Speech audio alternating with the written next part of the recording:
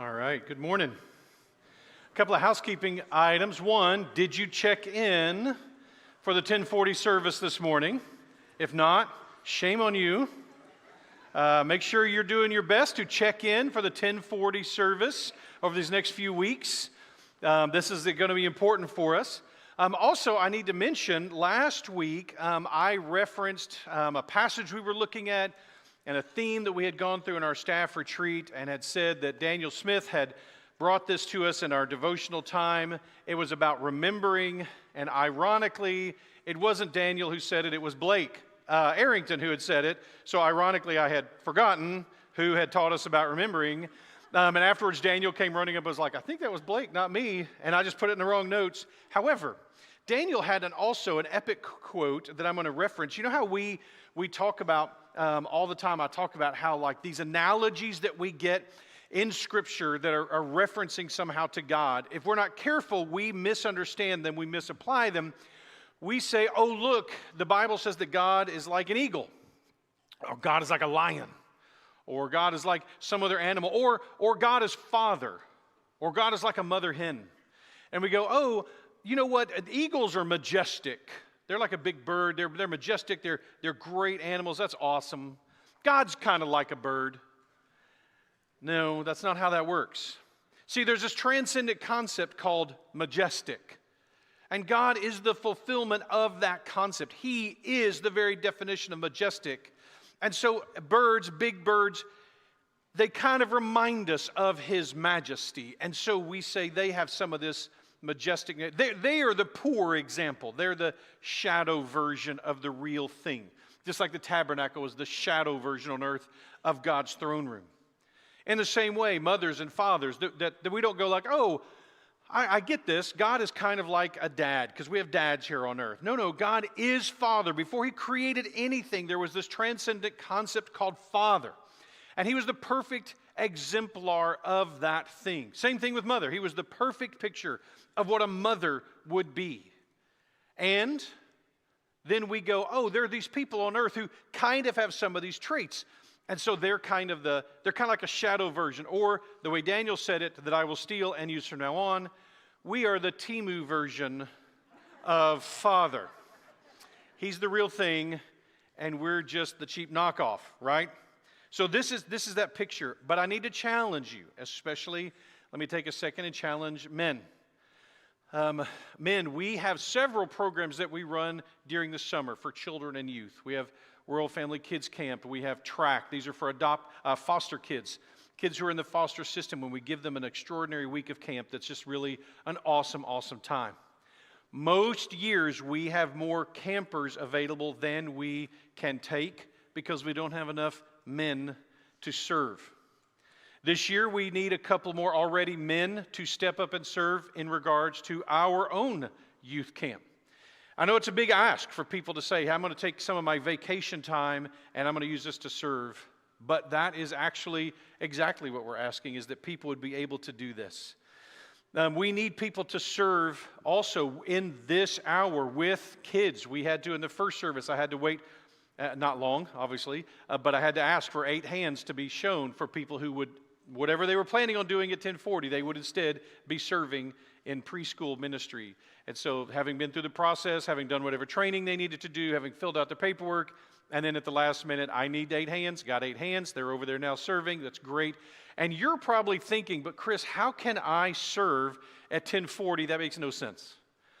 I can't serve at 1040, I've got a class at 9 o'clock. If I served at 1040, when would I come to a worship service? Boy, do I have an answer for you. Starting on September 6th, we've got a third service. I know that you're used to in movie series and books, the third one's usually the worst one. Not so. Now this is going to be awesome. This 5 o'clock service starting September 6th, this is what we're going to be encouraging you to be a part of. This gives you an opportunity to go to class at 9 and serve now, and then you can come to worship at 5. Would be great.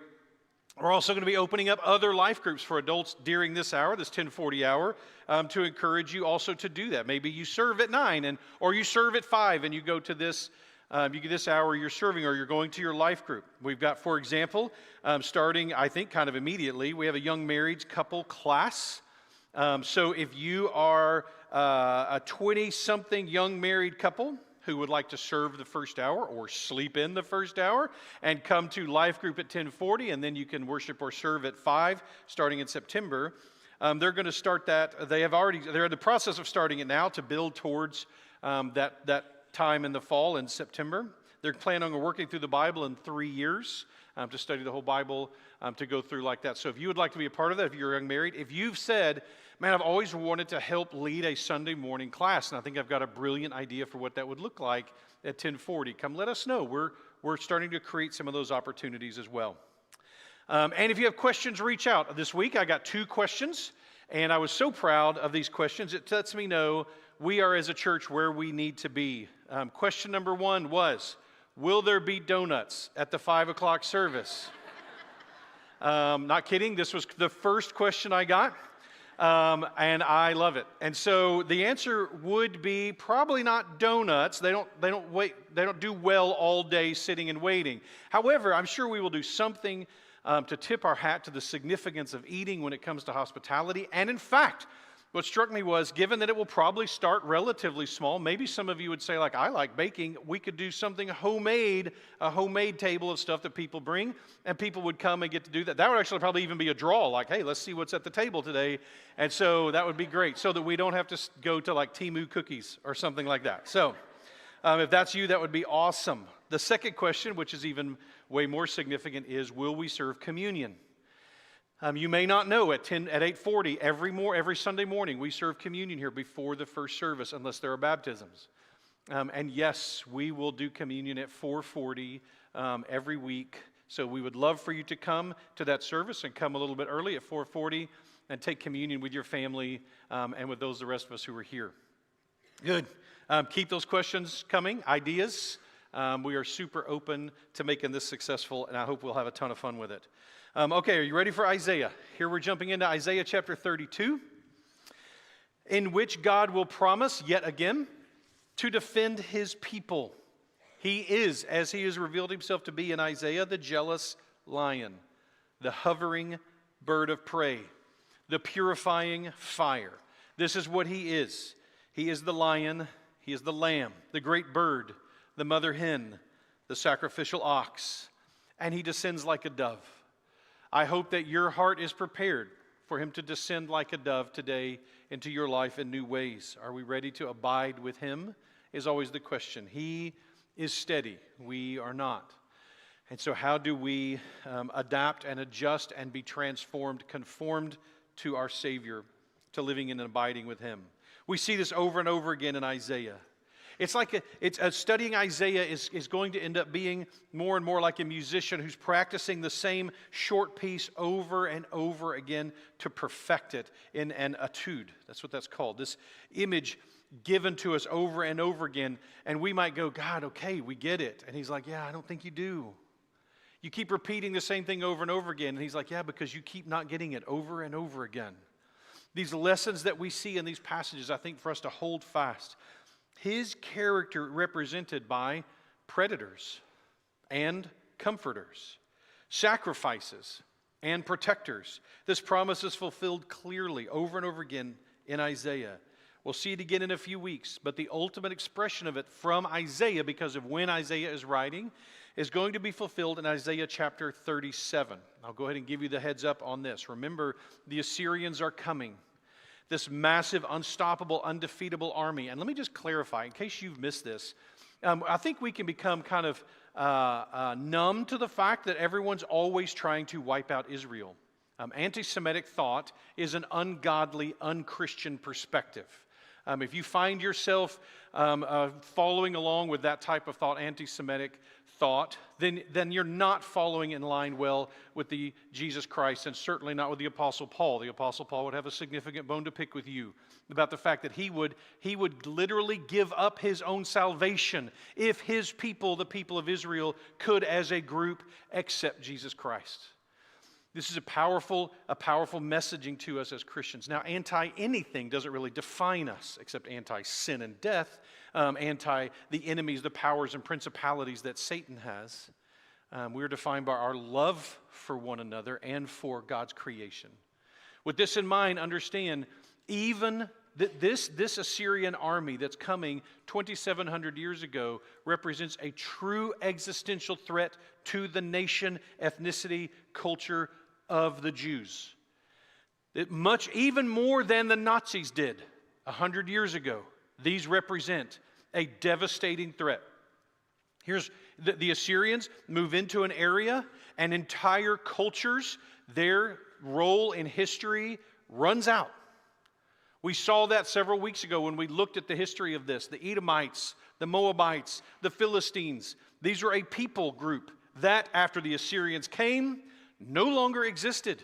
And the people of Israel are a small enough culture that the Assyrians are going to wipe them out. There will be no more Jewish people. That will be the end of them forever. The few who survive will be integrated into the Assyrians, and they'll cease to exist as a culture or an ethnicity. This is truly what is coming for the people of Israel. And what will happen, here's the spoiler that I will give you now, what's going to happen when we get there in a few chapters.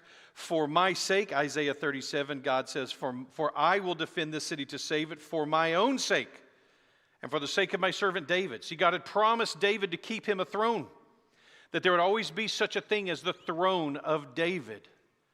So that's eventually there would be such a thing. Verse 36, and the angel of the Lord went out and struck down 185,000 in the camp of the Assyrians. When people arose early the next morning, behold, these were all dead bodies. God is going to do the work. He's going to protect his people in the end. It's not the only time he's going to do this. There's several times in history. We will see it again in the very end times. In Revelation 19, verses 19 and verse 21, I saw the beast and the kings of the earth with their armies gathered to make war against him who was sitting on the horse and against his army. Here Jesus has stationed himself and his people there in the midst of Israel, and the armies of the entire world have declared war on him, and here they come. Verse 21, and the rest, meaning the armies of the world, were slain by the sword that came from the mouth of him who was sitting on the horse, and all the birds were gorged on their flesh. So once again, Jesus will protect, in the end, his people. So as we get into chapter 32, the chapter feels out of place.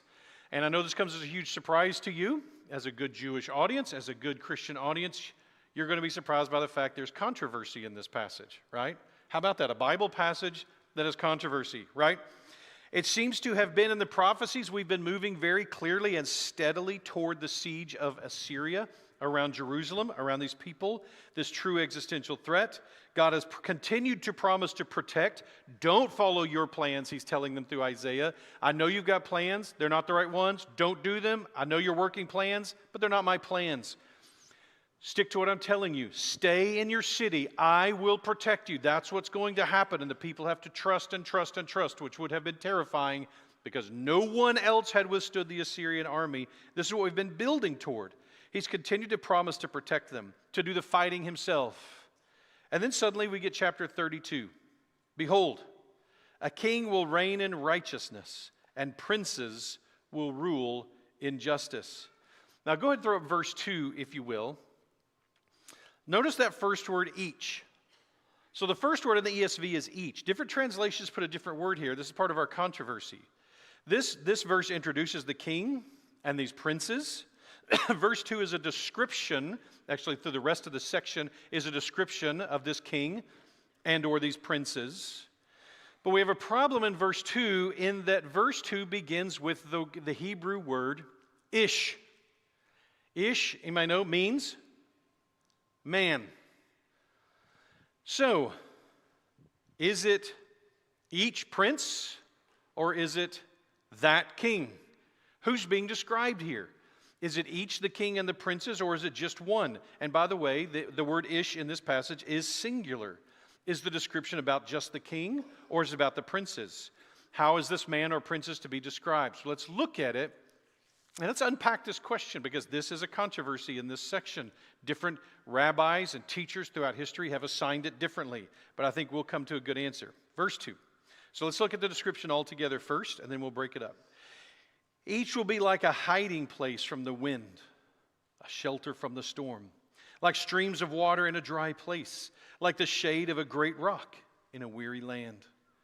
Then the eyes of those who see will not be closed, and the ears of those who hear will give attention. The heart of the hasty will understand and know. The tongue of the stammerers will hasten to speak distinctly. The fool will no more be called noble, nor the scoundrel said to be honorable. For the fool speaks folly, and his heart is busy with iniquity, to practice ungodliness, to utter error concerning the Lord, to leave the craving of the hungry unsatisfied, and to deprive the thirsty of drink. As for the scoundrel, his devices are evil. He plans wicked schemes to ruin the poor with lying words, even when the plea of the needy is right. But he who is noble plans noble things, and on noble things he stands. So let's take a closer look at this. This is a profound picture of a culture changed by its leaders. These leaders, or this leader, steps in, and here's some of the consequences of them stepping in. The eyes of those who see will not be closed. The ears of those who hear will give attention. The heart of the hasty will understand and know. The tongue of the stammerers will hasten to speak distinctly. These opposites play off of each other. Those who are capable of seeing clearly will see clearly. Those who are capable of hearing the truth and understanding it will. Even those who naturally don't will. The hasty, the attention deficit disorder people who don't usually hear the whole message will hear the whole message. Those who usually can't speak will suddenly be able to speak clearly and distinctly. The opposite is also true. So those who are capable at all, and those who even have never been able to, will be able to hear and respond and know and share. It's a great change in the culture. But this next one feels even more miraculous to me. The opposite. The opposite is going to be the case. Oh, shoot, it just did it. Okay, so I'll go ahead and tell you guys. There was an update in the program, and I can no longer open my program the way I'm supposed to be able to. And so it does this. All the updates are always such a huge improvement. I don't know about you, but I always feel like they're an improvement. 100% of the time. And so now what happens is if I touch my thumb on the wrong place on the page, it jumps ahead 2 or 3 pages. It's never done that. And so I can't figure out how to turn it off yet because it happened this morning. All right, so there we are. So we're taking a closer look at this. The fool, listen to this shocking picture. The fool will no longer be called noble, nor the scoundrel said to be honorable. For the fool speaks folly, and his heart is busy with iniquity, to practice ungodliness, to utter error concerning the Lord, to leave the cravings of the hungry unsatisfied, and to deprive the thirsty of drink. This is the proverbial, literally from the book of Proverbs, the fool. Many years ago, when I was out at Pine Cove, I did a managerial training where I took all the teachings in Proverbs of the fool, the scoffer, and the wicked, and the wise and the righteous, and divided them into 3 headings, and took those passages and took them apart as literally guidance on how to manage people. Once you recognize you're dealing with a fool, what do? Once you recognize you've got a wise or righteous person, what do? Once you realize you've got a scoffer or a wicked person, what do? And Proverbs is very clear. It's hard to know, especially with the fool. Because the fool, the consequences of the fool's actions are terrible. Their motives are pure. They mean to do well. They're just too dumb to pull it off. They keep trying things, and it doesn't work. People go hungry. They didn't mean for people to go hungry. They just end up going hungry. They had a great plan. It just doesn't play out well. They speak not maliciously, but error. In this new culture, under this king and these princes, whoever they are, fools will be recognized, catch this, as fools. The whole culture will know it. Somehow we will know, oh, that guy's a fool. How about that? Verse 7. As for the scoundrel, his devices are evil. He plans wicked schemes to ruin the poor with lying words, even when the plea of the needy is right. People will not get honor who don't have any. People will not be respected who are not respectable. Fools will be understood as fools, people who cannot make things better physically or spiritually. And scoundrels, which are even worse than fools because they do that maliciously. As a therapist, I will tell you, I run into all the time, there are spouses who are bad spouses, and they're trying, and they're just bad at it. And there are others who are just evil. They are wicked and abusive. They are controlling and narcissistic. They are out for their own, and they don't care how it affects other people. They don't care how it affects their families, so long as they get what they want.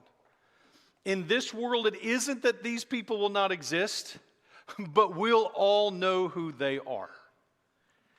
That would be amazing. It would be amazing, the fool who accidentally and ignorantly creates chaos, the scoundrel who strategically attempts to do evil and ignores the right thing to do, even when those needing of compassion are asking for it. They will be seen for what they are under this rule. Imagine that. Imagine a world in which those who lead us are able to cause the fool to reveal themselves as a fool, and the wise to reveal themselves as wise, and the whole culture can call that out with accuracy. That would be phenomenal. The freedom that would come in that would be unbelievable.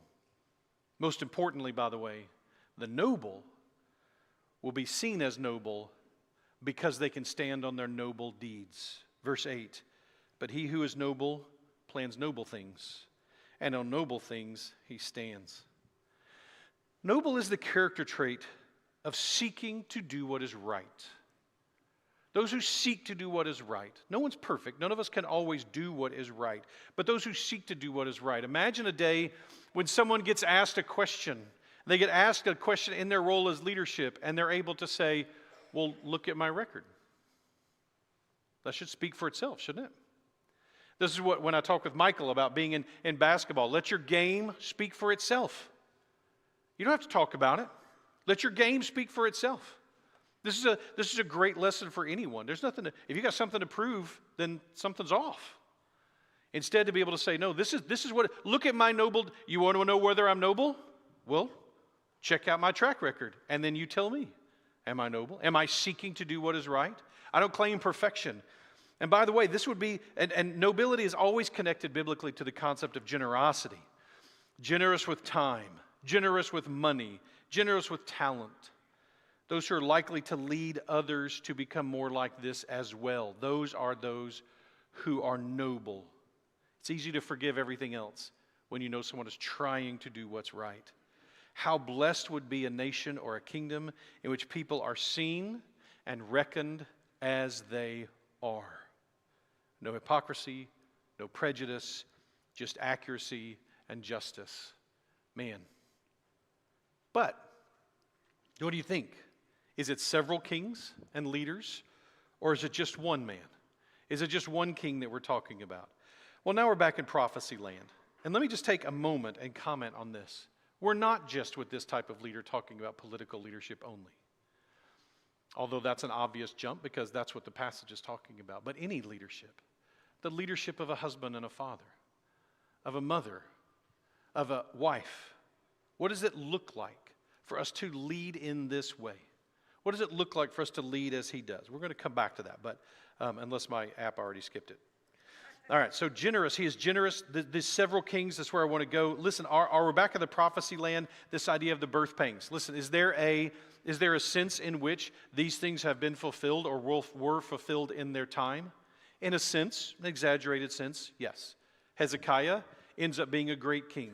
He ends up listening to Isaiah, and instead of fleeing to Egypt, instead of coming up with his own solution, instead of trying to come up with his own plan, he pulls the people in the walls, and they stay in the walls, and in the end, God fights for them, destroys the Assyrians, and they're safe. He's not perfect. He makes some mistakes, for sure. He then invites the Babylonians in and shows off his wealth. They take really good records of that and come back 100 years later and take it all.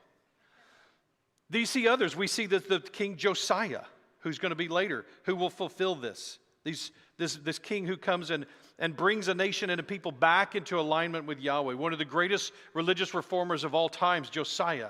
Do they fulfill these things? Yes, of course, in a sense they do. But in prophecy, there's always a final push back to our birth pangs model. There's a birth pangs, there's a pain, but then there's no baby. Then there's the pain again, and there's no baby. And then once again we see it, and there's no baby until finally the birth pain comes, and now you've got a baby. Let's look back at the words describing this person again. A hiding place, a shelter. Where? In a dry place, in a wilderness, like streams of water in a dry place, like shade of a great rock. It's clearly a reference to the people of Israel back to their nomad days, and probably a wink back at Egypt, which we've been talking about. In fact, there's rock, and there's wilderness, and there's a safe place without water, and then there's water. It made me think clearly of the rock at Meribah, where Moses struck the rock at God's command and water came out. For those of you who don't know, this actually is the logo of our church. This is the purpose of, meant to express this. Dead rock that is transformed into living water, poured out into the world, the way Christ says. This is our picture.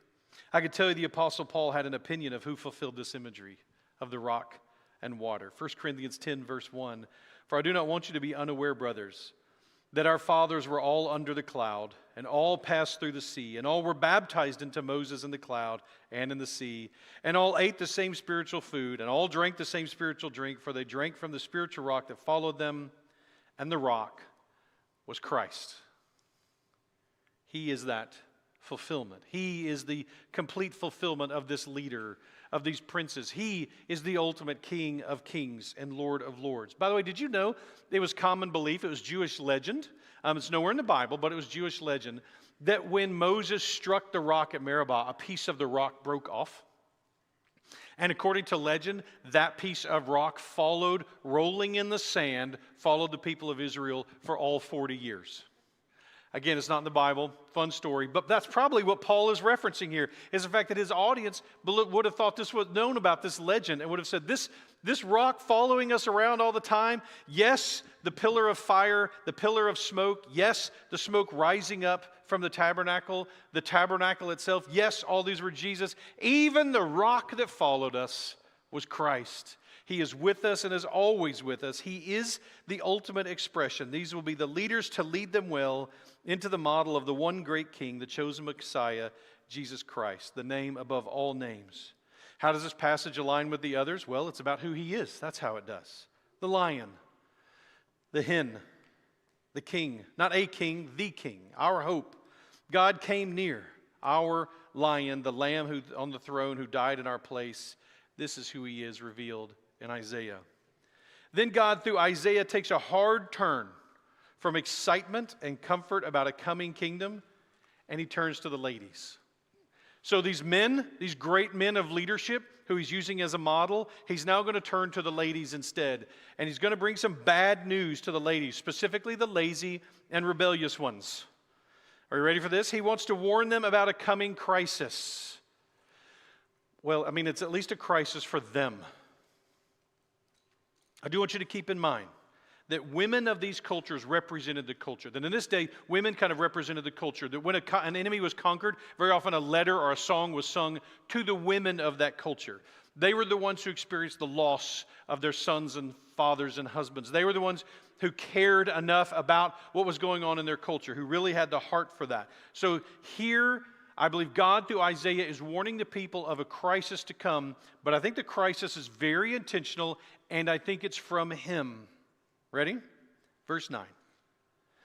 "Rise up, you women who are at ease. Hear my voice, you complacent daughters. Give ear to my speech. In a little more than a year you will shudder, you complacent women." What's going to make them so scared? What's going to make them shudder? What's going to grab hold of their heart and shake them? For the grape harvest fails.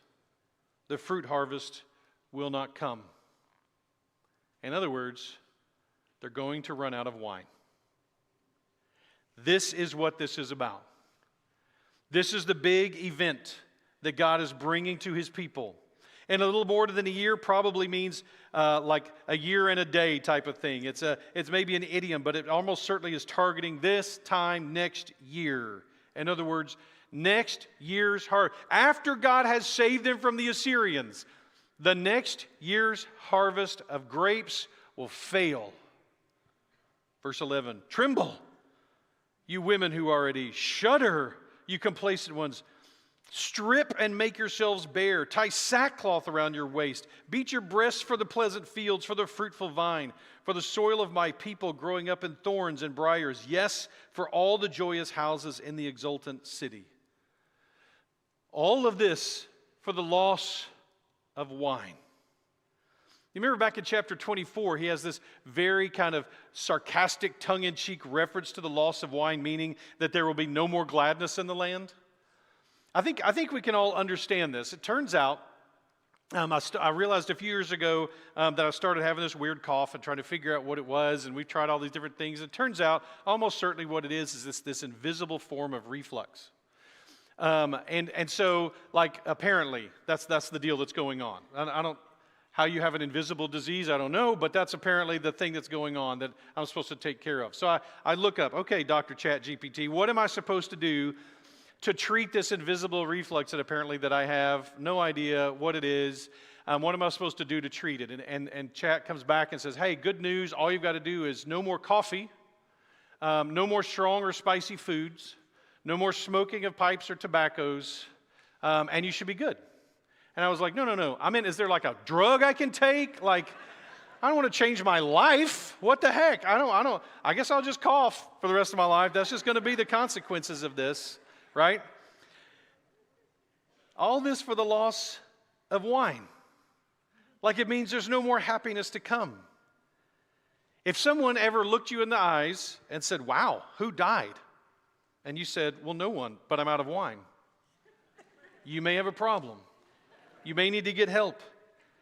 What is going on in a culture when the women who represent the culture express all levels of shame and grief and guilt as if the absolute worst calamity has happened to these people, and it's all because they can't get wine.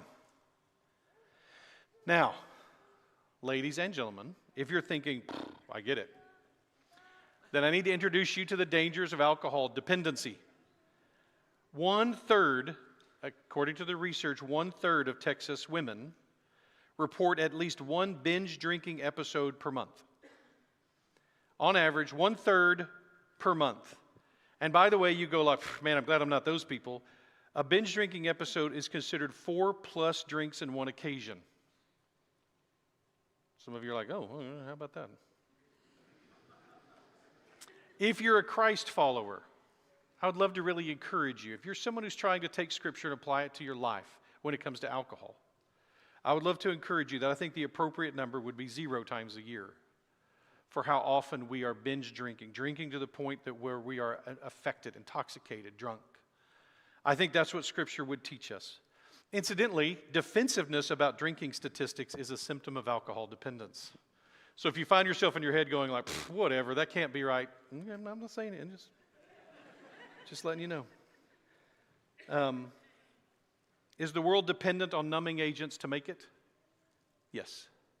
Should Christians be? No.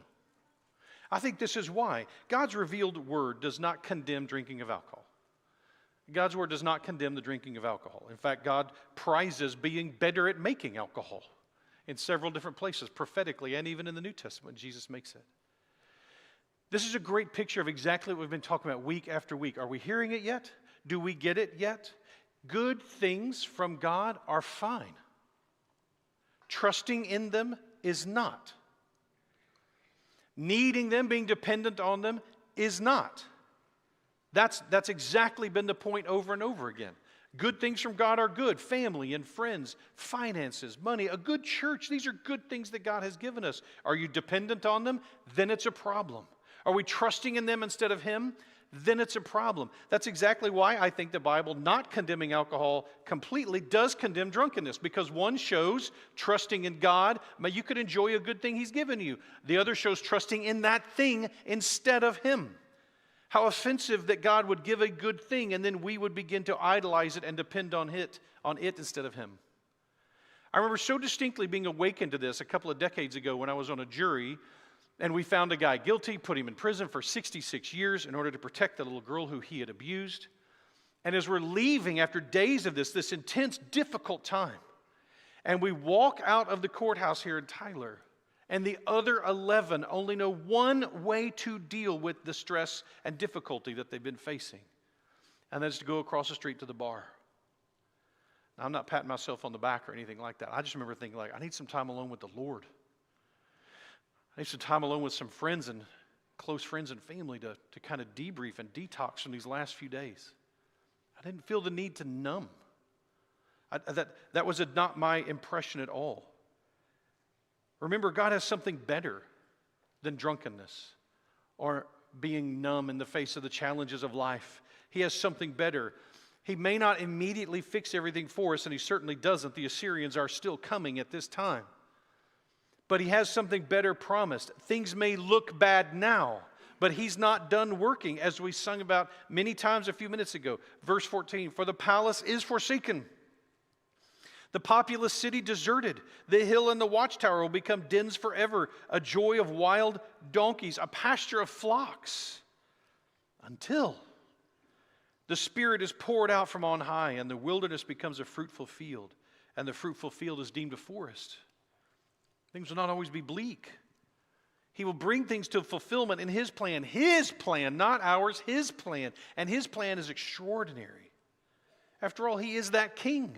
He's promising that eventual future. We don't need to numb now because we have hope for then. We could take hope in knowing who He is and His character now. When He takes charge, things will change. Verse 16, then righteousness will dwell even in the wilderness. The righteousness abide in the fruitful field. The effect of righteousness will be peace, and the result of righteousness, quietness and trust forever. My people will abide in peaceful habitation, in secure dwellings, and in quiet resting places. Those places where you used to grow the wine that you used to numb out will become instead producers of righteousness and justice. And those will bring actual peace, not just a numbed out sense of avoidance. This is pure poetry from God through Isaiah. Justice even in the wilderness. There will be justice even where there's no people. Righteousness will be everywhere. You couldn't escape it if you wanted to. The unjust and unrighteous, the lawbreakers and the evil and the wicked will have no place. The effect / accomplishment, consequence, this is the Hebrew here, of this type of saturated righteousness, what does it create? Peace. Shalom. Real peace. Identity level peace. What could steal our peace? Nothing. There's no place for those who steal peace to go. And it's a different word. The word here, affect, the first one, to labor, to construct. What does righteousness construct? What is the consequence of its labor? Is quietness. What a great word. But the next one, bitach, doesn't just mean the peace of quiet. It means the peace of safety. That you go, wow, what I find myself numbing is the damage from the past and the fear of the future. Right? Get it? Here we have God saying, I'm going to take all that away. The feeling of insecurity, of fear, of competition that you feel all the time, I'm going to take it away forever. These are the consequences of His reign. The very consequences of the construction of His kingdom. His kingdom is literally made of the stones of peace and quiet and security. That will be the future that we have someday. We don't always have it now. We get tastes of it here, but what's sad is so often we flee from it. We have our own plan. We have our own solution. Our plan is to run this way or to drink this thing or to do this thing in order to not have to see the reality of it. Verse 19, we get this wonderful, crazy verse in verse 19. And it will hail when the forest falls down, and the city will be utterly laid low. Man, you read that and you're like, what is this? Where does this verse come from? And it's been debated, by the way, for centuries what exactly God is saying here. A lot of the rabbis from early on connected it to Isaiah 10. Remember Isaiah 10 when God talks about the armies of Assyria being like a forest. Imagining spears, so many spears it looks like a forest. The glory of His forest being the Assyrian king. And of His fruitful land the Lord will destroy both soul and body. And it will be as when a sick man wastes away. That was his promise back then. Maybe that's it. This is God saying hail is usually considered a sign of God's judgment. That his judgment is, I'm going to see this forest coming and I'm going to level it for you. Certainly what he does. Some people think this is an agricultural promise. Hey, the forests which are in your way, if you're an agricultural people, you think of forests as a problem, that you go, this forest that's in my way, that's in your way, I'm going to level it. I'm going to take away all of your wine as an act of purification to turn you back to me. And when you do, I will then level fields for new plants. Because it's not that I want to take these things away from you, it's that I want you to look to me. I'm clearing out space. Even the animals don't need to have protection in this place, in this new land. I'm going to level cities for you. I'm going to level forests for you. I'm going to clear out the land for the ox and the donkey. Verse 20, happy are you when you sow beside all waters, who let the feet of the ox and the donkey range free. Life is just going to be life lived out there in the world, unafraid. There's a day coming, peace and justice so saturated to every cell of our existence, we're allowed to and encouraged to hope for this day, even when things are hard now. When things are really, really tough, I encourage you to stop and get still and ponder what a limitless God who has limitless love for you and limitless creativity for you, what it is, why he's done all this in the first place, what it is that he may have in store for us someday. As hard as things can be now, what will it be like to talk about it 1,000 years from now, or 10,000 years from now, or 100,000 years from now? We celebrate when human leaders look even a little like him, the leaders of our homes and communities. Husbands, fathers, does our leadership look like this? Do we seem like a guardian lion who guards against evil? A guardian lion, a predator that's facing outward to protect those who God has given to us? How many of our homes, men, are we actually the predator who faces inward? We are the person that our wives and our children fear the most. God forbid, let it not be. That they would experience the opposite of that. That we're not fools and we're certainly not scoffers. A sacrificial ox who lays down his life, or even much harder things, who lays down his preferences, who lays down his moods, who lays down his bad choices, demands, wants, desires, that he lays these things down for his family like a sacrificial ox. Mothers, wives, do we cover like a mother hen, protecting at our own expense? Do we watch over and protect our marriages like a watchful bird? Or do we instead, men and women, do we bring in, invest in, and hide sin in our homes? You know, even most dumb animals, low animals, know not to bring their own excrement into their own home. And yet, how often are we doing exactly that? Do we bring in and invest in and hide our sin? Are we a jealous lion, not that protects our family for the sake of God, that protects our own evil from accountability and insight? Is it our comfort we jealously watch over? Do we serve like this in our communities, in our schools, in our church, in the kingdom? That's my encouragement to us, is that we'd be challenged to live this out. We are talking about discipleship over and over again, year after year, month after month, day after day here, which is becoming a little bit more like our Savior. It's enough that the student becomes like their teacher and the servant like their master. I want to invite you to stand with me as we look to and figure out what is it that God is calling us to in our hearts right now. If you've been through our welcome home process and you're ready to come and join this dysfunctional family, you can do that in a minute when we sing. If you say, I know, I recognize there are things in my life that are not in alignment with Him and I need to change that. That needs to change. I need to put myself and be modeling Him in my home. It turns out, church, that our hope is in the character of Christ. Not in our understanding, it's not in our knowledge. Is He the King who can save us? Is He powerful enough to defeat sin and conquer death? Just enough to face our sins and still protective to pay our debt with all His sufficient merit? If He is, then He's our hope. And if He isn't, then we have none. Anything else can and will fail us. Is our faith laid on something else but His character and His person? If it is, it's time for a transfer of soul from there to Him. James 5 says this: "Be patient, therefore, brothers, until the coming of the Lord. See how the farmer waits for the precious fruit of the earth, being patient about it until it receives the early and late rains. You also be patient, establish your hearts, for the coming of the Lord is at hand, the very words of God.